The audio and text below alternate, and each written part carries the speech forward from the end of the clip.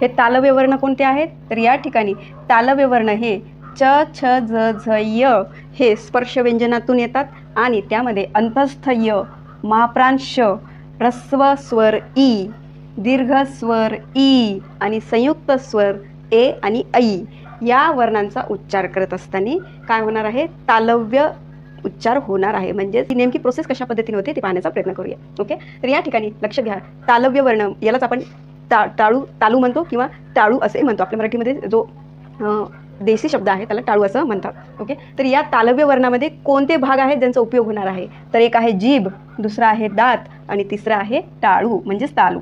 जीभ, दात, टाळू या 3 भागांचा कशामध्ये? तालव्य वर्णामध्ये उपयोग होणार आहे वर्णांचा उच्चार करत असताना. या ओके, वरच्या दाताच्या मागील बाजूच्या, ओके, वरचे दात त्याची मागील बाजू त्या भागापासून, ओके, त्या मागील बाजूच्या भागापासून तर कंठापर्यंत जिभेच्या वरच्या बाजूस जो घुमटाकार भाग असतो त्याला काय म्हणायचं? तालू किंवा टाळू असे म्हणायचं. ओके, लक्षात घ्या.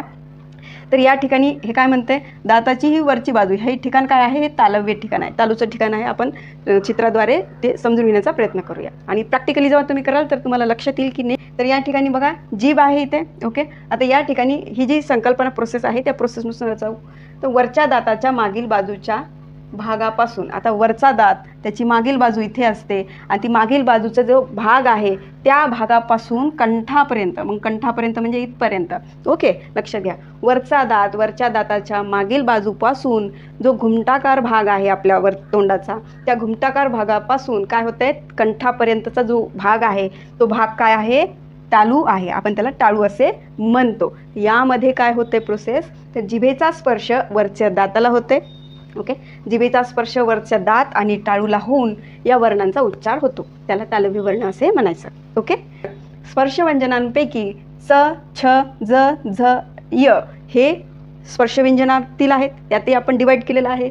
च अल्पप्राण, छ महाप्राण, ज अल्पप्राण, झ महाप्राण, य अल्पप्राण प्लस अनुनासिक असे आपण छोटे छोटे डिवाईड केलेलं आहे. प्लस यामध्ये य सुद्धा काय आहे? तालू वर्ण आहे, अंतस्थ आहे तोही, म्हणून इथे अंतस्थ लिहिलं आणि तालव्य गटामध्ये लिहिलं. ओके, नेक्स्ट आहे श. आता हा श सुद्धा काय आहे? घर्षक आहे आणि महाप्राण आहे. तो काय आहे? मग आपण महाप्राणाने घर्षक इथं लिहिलं आणि श काय आहे? तालव्य आहे, म्हणून या रांगेमध्ये आपण तालूच्या ह्याच्यात लिहिलेलं आहे.